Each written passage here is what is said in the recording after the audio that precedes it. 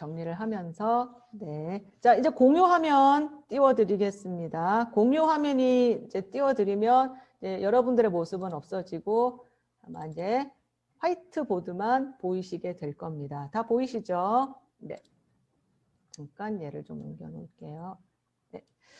자, 일단 지난 시간에 뭐 이제 플라톤을 했는데 플라톤을 못 들은 분도 계시고 하니까 플라톤을 짧게 정리를 하면서 아리스토텔레스를 넘어가겠습니다. 그 전에요. 용어 하나 정리를 할게요. 형이상학. 형이상학. 많이 들어보셨죠? 이게 뭔지 막연하게는 알겠는데 이게 정확하게 뭐냐? 자, 영어로는요. 메타 피직스라고 합니다. 그리고 한자는 형이상학, 형태 형자죠. 이 한자 잘 아실 테니까 자, 그다음에 약자로 쓰겠습니다.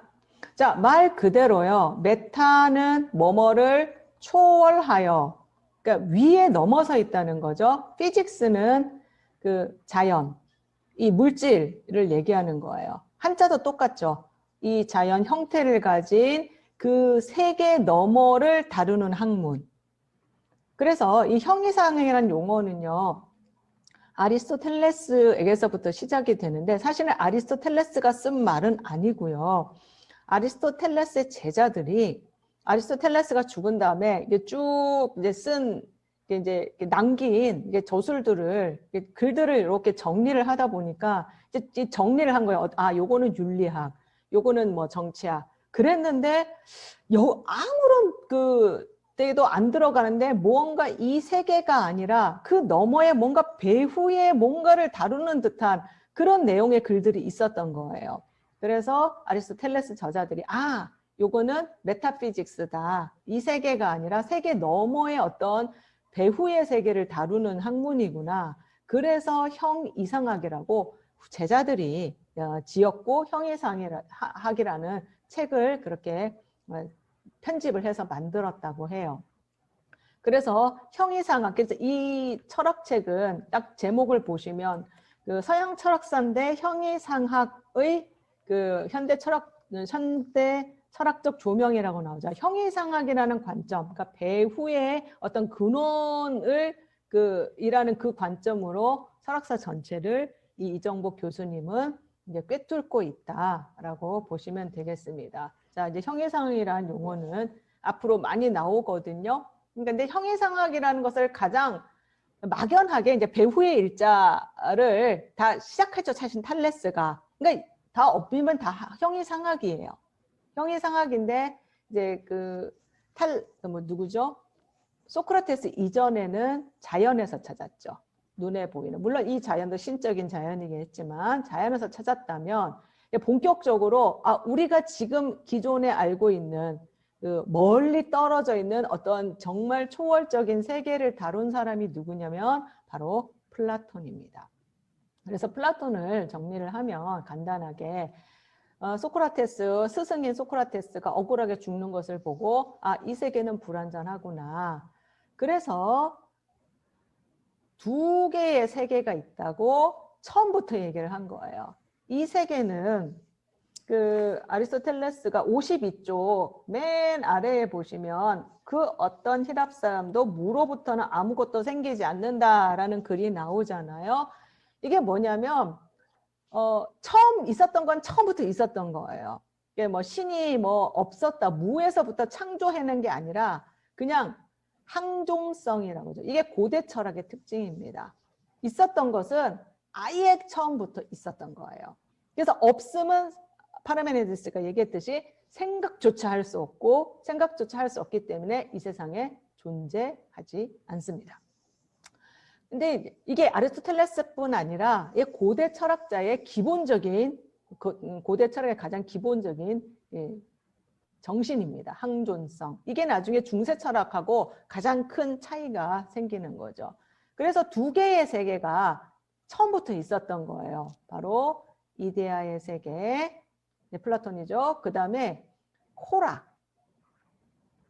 뭔가 그러니까 빈 공간인데 그렇다고 허무한 아무것도 없는 게 아니라 뭔가로 꽉 차 있고 뭔가 이렇게 나름의 이렇게 어떤 구체적인 형태는 나타나지 않지만 계속 끊임없이 움직이고 있는 코라, 이 두 개, 세 개가 있는데 이데아가 어떻게 할까요? 자기를 코라에다가 실현하는 거예요. 형태를 주고 운동을 주고 그렇게 해서 나온 게 현상, 이 세 개였던 거죠. 그런데 이 코라가 이 이데아를 실현시켜주는 동시에 이 현상으로 구체적으로 실현시켜주는 동시에 이 코라가 또 완전하게 현상이 되는 거를 방해를 해요. 그래서 여기서부터 위와 악과 추가 나오게 되는 거죠. 자, 여기 그래서 이데아에서부터 이 현상, 여기 현상은 이제 사랑과 사물을 다 포함을 합니다. 그래서 이 현상 안에는 이데아가 분류되어 있어요. 온전하게 100% 들어가는 게 아니라 어떤 사람은 뭐 99%, 어떤 사람은 80%, 어떤 사람은 20%, 뭐 이런 식으로 분류를 하고 있는 거예요. 이데아를 부분적으로 갖고 있습니다. 그렇기 때문에 여기서부터 내려왔기 때문에 어떻게 해요? 여기를 그리워하는 거예요. 상기. 끊임없이 이데아를 생각하면서 여기를 올라가고자 노력을 하죠. 추구하고자 완전한 이데아를 어떻게든지 실현해 보려고 노력을 하죠. 이 상기하고 노력하는 올라가려는 과정 전체가 뭐냐면 에로스입니다.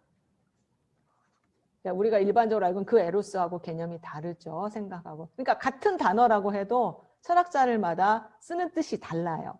에로스입니다. 하지만 이 땅에서는 이 이데아가 온전하게 100% 실현될 수 있을까요? 없을까요? 없죠. 네, 왜냐하면 코라 때문에.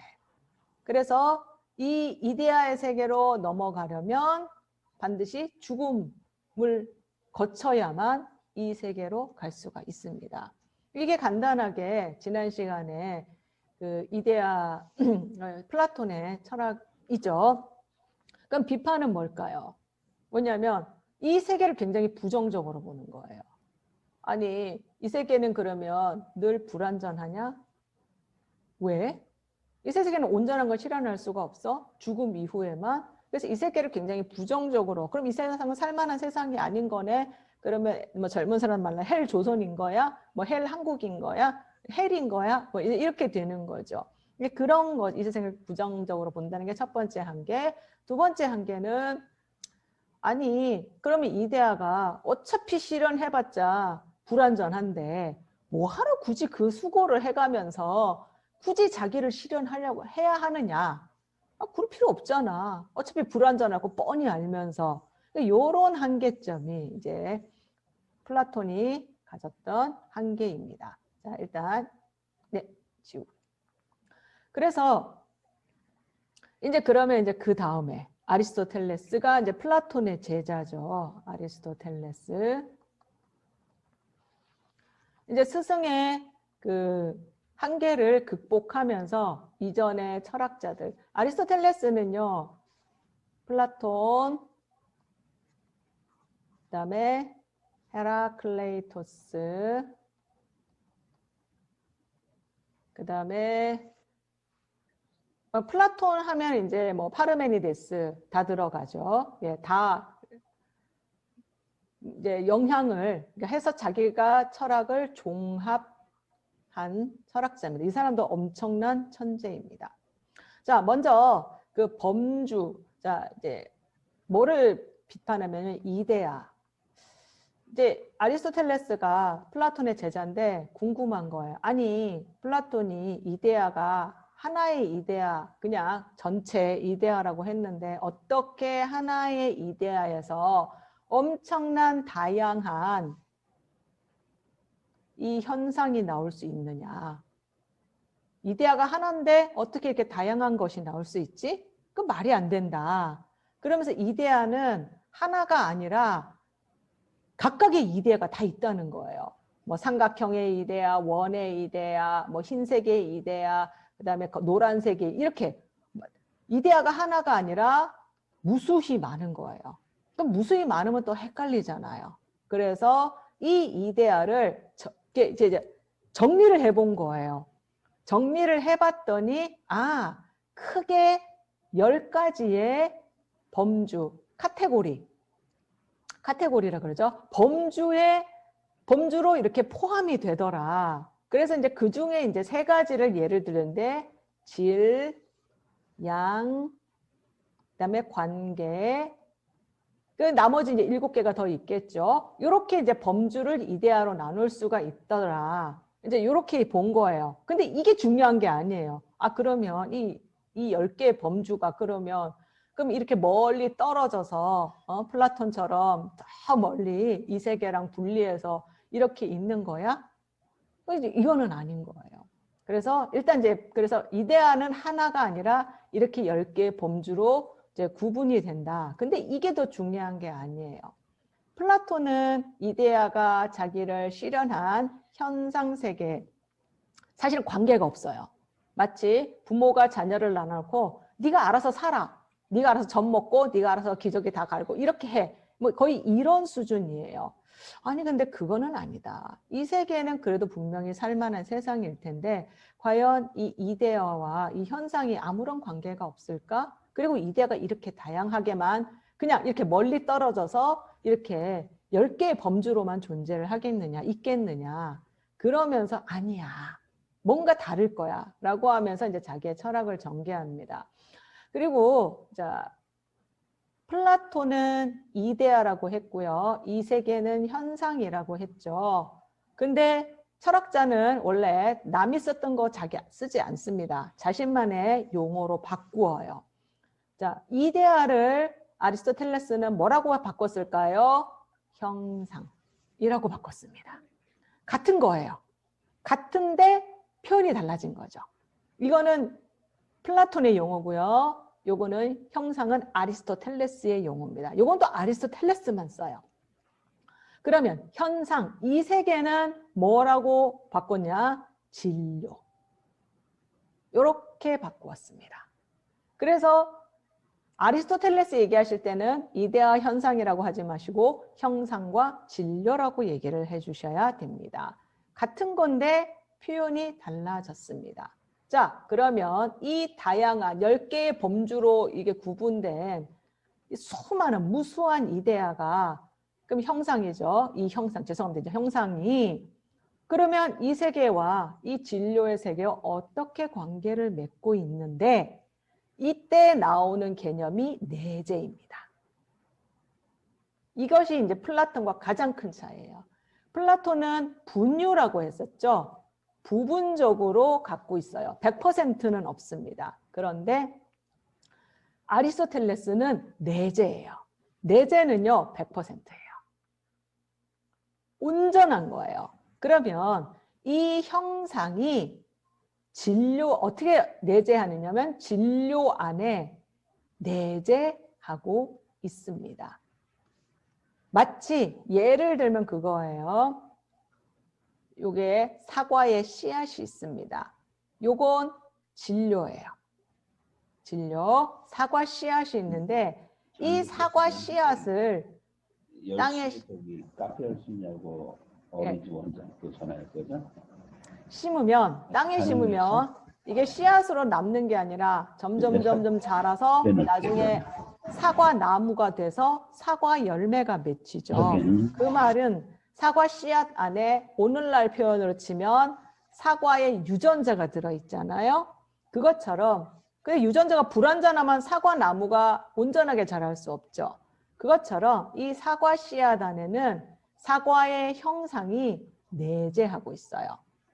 그래서 이 사과의 씨앗이 가만히 있는 게 아니라 자라나게 하는 거예요. 점점점 자라나게 해서 나중에 나무가 되고 사과 열매가 맺히게 해주는 거예요. 그래서 형상이 진료 안에 내재되어 있어서 형상, 그래서 네 가지 원인이 나와요. 형상인, 목적인, 운동인, 진료인, 이 네 가지 원인이 있다고 했는데 목적인 운동인은요, 다 이 형상인에 포함이 될 수 있습니다. 그래서 가장 큰 두 가지 원인, 형상인과 진료인, 굳이 이제 형상과 진료라고만 하시면 돼요. 형상인과 진료인이 두 개가 있는데 이 진료 안에, 근데 요거 이제 씨앗 형태, 굳이 예를 들자면 이것이 순수 진료입니다. 제1진료라고도 하고요. 뭐 아까 이정현 목사님께서 말씀해 주신 화풍수토일 수도 있고요. 이 순수 진료 안에 이미 무엇이 내재되어 있을까요? 형상이 내재되어 있습니다. 눈에 보이지는 않아요. 형상이 있어요. 근데 이게 진료의 상태로 가만히 있는 게 아니고요. 어떻게 하느냐면, 잠깐 얘를 좀 지우겠습니다. 어떻게 있느냐면요. 운동을 하게 하는 거예요.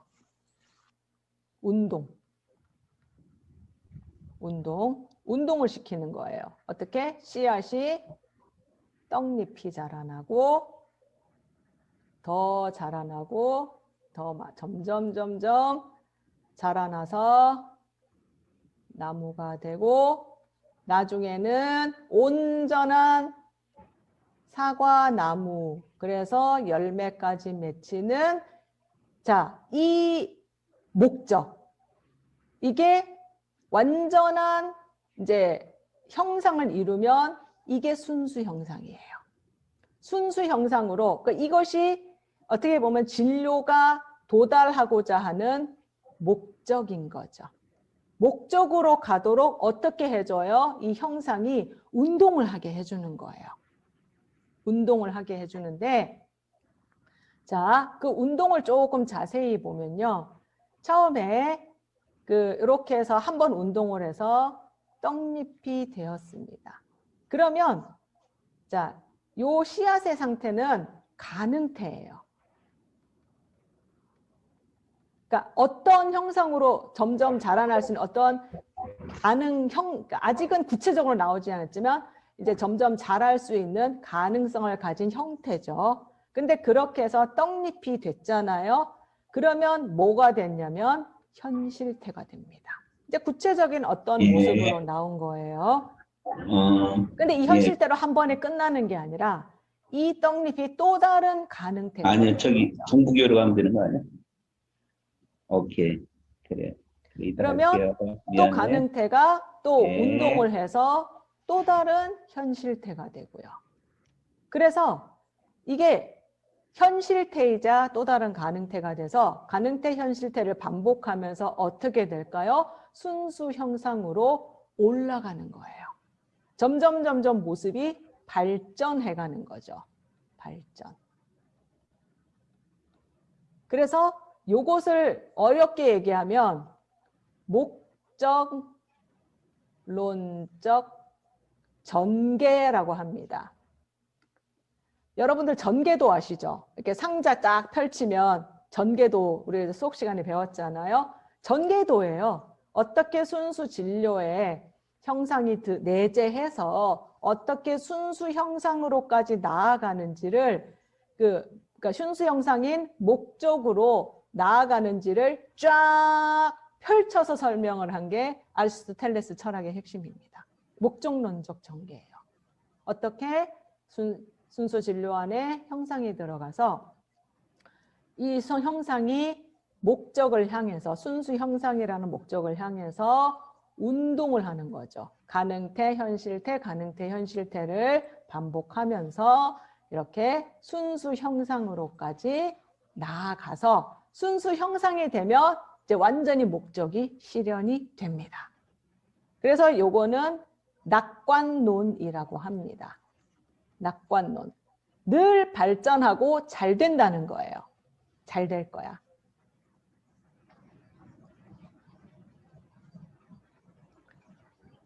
자, 그리고 이제 이것이 이제 아리스토텔레스 철학이고요. 간단하죠? 네, 간단하고 하나 더. 헤라클레이토스, 그러면 헤라클레이토스 아까 얘기했는데 그 헤라클레이토스가 운동이라고만 했어요. 끊임없이 움직인다라고 했는데 조금 더 심화시켰습니다.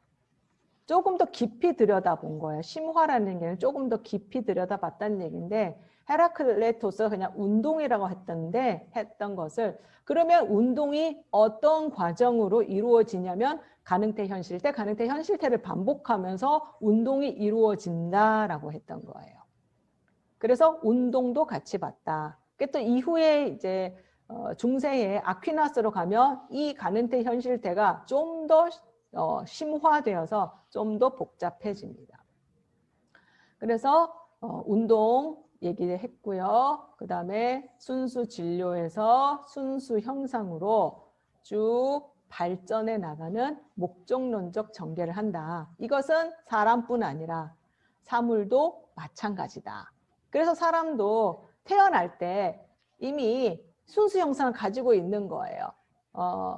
이제 완전한 그 성인의 모습, 이게 이제 순수 형상이라고 본다면 완전한 사람의 그 성인의 모습을 이미 갖고 있죠.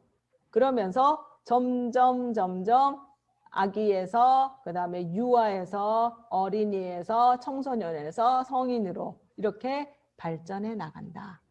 뭐 예는 많이 들 수 있습니다만 씨앗이 제일 좋더라고요. 예를 들기에는. 네. 자, 그러면 아리스토텔레스 철학의 그럼 한계가 뭘까요? 첫 번째는 이거예요. 낙관론. 아니, 늘 발전만 하느냐. 그러면 사람이 태어나서 늘 완전한 성인으로만 자라나느냐. 아니죠. 중간에 장애를 입기도 하고요. 뭐 이렇게 뭔가 이 모류가 생겨서 하여튼 지체가 되기도 하고 때로는 오히려 추락을 하기도 합니다. 늘 발전하는 게 아닌데 이 아리스토텔레스 철학을 이후에 아리스토텔레스 이후에 이 철학의 이 입장을 따르는 학자들은 다 똑같은 한계점을 갖고 있어요. 낙관론. 그러니까 위, 악, 추, 후퇴 이런 설명이 없다는 것이 아리스토텔레스 철학의 한계입니다. 늘 발전만 하는 거예요. 사실은 아니잖아요. 우리도 신앙이 늘 올라가면 좋겠지만 때로는 시험도 들고 낙심도 하고 좌절도 하고 떨어지기도 하는데 그 설명이 없다가 첫 번째 한계고요. 그 다음에 두 번째 한계는요. 아까 이정혁 목사님께서 말씀하셨는데 그러면 하기 전에 요게 이원론이죠. 두세 개가 있는 게 아니라 이미 형상이 순수 진료 안에 있어서 그냥 쭉 하나예요. 순수 형상으로 쭉 이어지는 거예요.